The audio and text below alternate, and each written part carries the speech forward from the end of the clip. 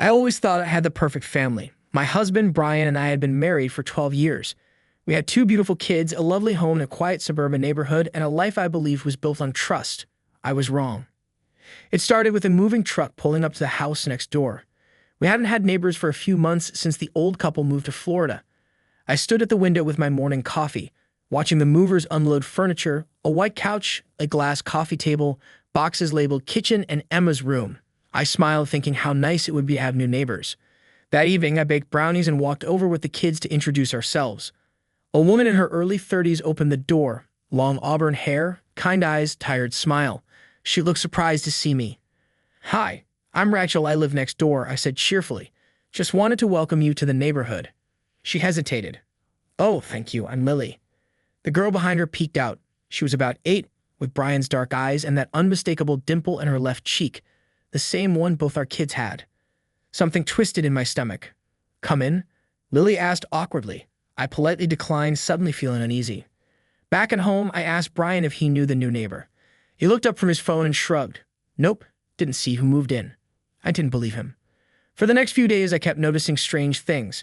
Brian started leaving the house early and coming back later than usual. He said it was a work project. But then there were text messages, late at night, quickly hidden when I walked in. I caught him once standing outside at 10 p.m., talking on the phone in a low voice, pacing the backyard near the fence that separated our yard from the neighbors. Then came the moment I couldn't ignore. Saturday afternoon, I was cleaning the kids' room upstairs when I saw Lily's daughter, the girl with Brian's eyes, running through their backyard.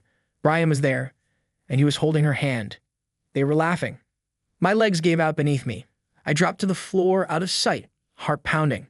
I didn't know what was worse, the betrayal itself or the fact that she lived just steps away. I didn't confront Brian right away. For days, I pretended nothing had changed. I smiled at breakfast, kissed him goodnight, even asked about his day. But inside, I was screaming. I started watching them. Every day after he got home, Brian would step outside, supposedly to take out the trash or check the fence. But more often than not, he ended up at the corner where our yards met. Sometimes Lily would be there, pretending to water her plants, her daughter riding a bike nearby. The way they exchanged glances, it wasn't casual. It wasn't innocent. I finally gathered the courage to talk to Lily. I waited until Brian was at work and walked next door. My hands were shaking as I rang the bell. When she opened the door and saw me, her face turned pale. "Hi," I said, forcing calm. "Can we talk?" She didn't say anything, just stepped aside and let me in. The living room was tidy but lived in. Toys on the floor, a framed photo on the mantel. I walked over and stared at it. It was Brian, holding Lily, holding the girl. I couldn't breathe. "You knew who I was," I whispered, still staring at the photo. "When I brought the brownies that day, you knew." Lily sat down slowly. I didn't want it to be like this. "How long?" My voice cracked. "How long has this been going on?" She didn't answer right away, just looked at me with eyes full of something that almost resembled pity. 8 years, she finally said. 8 years. He said you were separated, she added quickly. He said you didn't love him anymore, that he was just staying for the kids. I laughed. A bitter, broken sound. We were never separated, not for a single day. She covered her mouth with her hand. I left before I did something I'd regret. Back home, I locked myself in the bathroom and sobbed until I couldn't see. That night, I didn't sleep. I lay in bed staring at the ceiling, listening to the steady rhythm of Brian's breath beside me.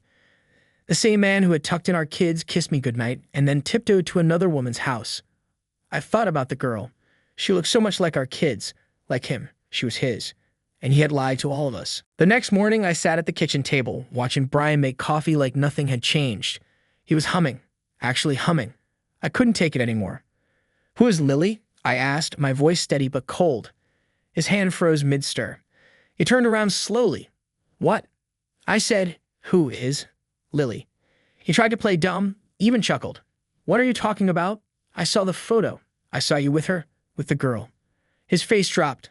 All the color drained from it. The coffee mug in his hand trembled. "I can explain." That made me laugh. "Explain? What exactly? That you've had a second family living next door? That your daughter runs around in our backyard and you've lied to our children every single day of their lives?" "Please," he whispered, not in front of the kids. But it was too late. Our son was standing in the hallway, staring at us with wide eyes. I hadn't even heard him come in. Brian walked toward him, but the boy stepped back. I grabbed my purse and keys. You have 5 minutes to leave before I come back with a lawyer. And I meant it. I drove around the block shaking, trying not to crash. When I returned, his car was gone. But his smell still lingered in the hallway. The kids kept asking when he was coming back. I didn't know what to say. I told them he had to go away for work, just until I could figure out what they deserved to know. I wanted to protect them, but the truth was starting to spread. That evening, I got a knock on the door. It was Lily. She was holding an envelope. I thought you should see this. I opened it. Inside were letters, old ones dated years ago. From Brian to her, love letters, promises. One of them even had my name in it, him complaining about me, saying I didn't understand him, saying he loved her more. It felt like my heart was being peeled open with a knife. I didn't know about these, she said softly. Not until last week. He left them in a drawer. I thought he was honest with me too. But now I see I was just the other family. We stood there, two women broken by the same man. The days after Brian left were blurry. I went through the motions, made breakfast, took the kids to school, folded laundry, but everything felt numb, like I was underwater.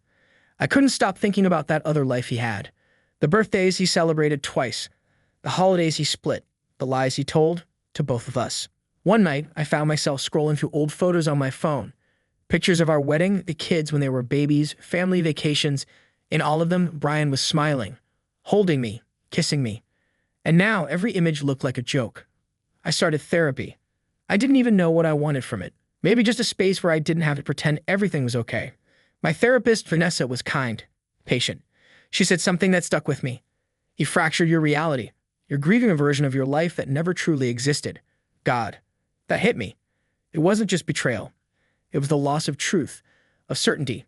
The realization that for years I had been building a home with a man who lived in a lie. One evening, as I was putting the kids to bed, my daughter looked up and asked, Mommy, does Daddy love us less now? I froze. I knelt beside her, brushing hair from her forehead. No, sweetie. This isn't about you. You're loved. Always. By me. By your brother. By everyone who knows your heart. She nodded, but I could tell she didn't believe it fully. Later, I went to my room and cried into a pillow so no one would hear. That night, I made a decision. Brian was going to face consequences. He didn't just cheat, he built a second life. Lied to a child, lied to a wife, lied to a mistress, and if he thought he could just walk away and start over, he was wrong. I called my lawyer the next morning. Filing for divorce was the easy part. The real storm came after. Brian didn't take it well. At first, he tried to reason with me, called constantly, left flowers on the porch, wrote me a 5-page letter about how he made a mistake and that it was all for the kids. I didn't respond. Then he got angry. I started getting texts, cold, sharp, blaming me. He said I was ruining everything, that I was poisoning our children, that I was making a private matter into a war. And when I blocked him, he started showing up. One evening, I came home from the grocery store and found him sitting in his car parked outside our house. He rolled down the window. We need to talk. There's nothing left to say, I answered. You got out. You can't do this. You can't erase me. You already did that yourself, I snapped. You erased us when you built a second life across the lawn. He looked wild, desperate. Lily kicked me out, he said suddenly. I paused. She found out I lied to her too. She thought we were exclusive. She didn't know I was still living here with you. Wow, I muttered. So now you're homeless because your two lies finally ran into each other. He reached for my arm. I stepped back. Don't ever touch me again. I slammed the door in his face. That night, I installed a camera system. It wasn't over. 2 weeks later, I was served. Brian was suing me for full custody. He claimed I was emotionally unstable, vindictive, and damaging the children's perception of their father. I sat in the lawyer's office with the papers in my hands, heart racing, vision blurry. He's bluffing, my attorney said calmly. He won't win. But that wasn't the point. He wanted to punish me, drag me through court, force me to spend money, time, energy, all just to defend myself from his mess. My therapist called it covert retaliation. I called it war. The next weeks were hell. Every day was paperwork, depositions, statements. I had to gather text messages, calendar logs, screenshots. I had to prove that I was the stable parent, the sane one, when all I had done was try to protect my children from a double life. I barely slept, barely ate. Then came the worst moment of all. My daughter came home from a weekend at Brian's and said, Daddy told me you want to take us away because you hate him. I dropped to my knees. No, baby, I whispered, holding her close. I just want us to be safe, to be okay. Is he a bad guy? She asked. And I couldn't answer. Because how do you tell a child that the person who helped bring them into this world betrayed everyone? Court day came. I wore a simple navy dress, hair tied back, no makeup. I wanted the judge to see me for who I was, a tired, hurt, protective mother just trying to keep her family afloat. Ryan, on the other hand, came in a tailored suit, smart expression, and a new lawyer, expensive, loud, and overly confident. They called me uncooperative, emotionally reactive, manipulative. I sat there while they tore apart my character. They brought up therapy as if it were a weakness. They mentioned outbursts, referencing moments when I had yelled at Brian, ignoring the fact that those outbursts followed years of deception. Then something unexpected happened. Lily walked in. She had been subpoenaed. I didn't ask for it. My lawyer did. And she told the truth. She described how Brian had lied to her too, how he juggled both families, how she only found out after I did. She said, if anyone is unstable, it's the man who convinced two women to love him under false pretenses. The courtroom went silent. Brian's lawyer tried to object. The judge overruled. That moment saved me. When it was over, I didn't celebrate. I didn't cheer. I just walked out of the building into the sunlight and took the deepest breath I'd taken in months. I had full custody. He was granted supervised visitation. And for the first time, I felt safe. It's been a year. Sometimes I still wake up expecting him to be beside me. Muscle memory. Habit. But the bed is cold and quiet. And that's okay now. The kids are healing. It wasn't easy. There were nightmares, outbursts, questions I couldn't always answer. But with time, therapy, and truth, we rebuilt something new, something honest. Brian still visits, supervised like the court ordered. He brings gifts, tries to act like everything is fine.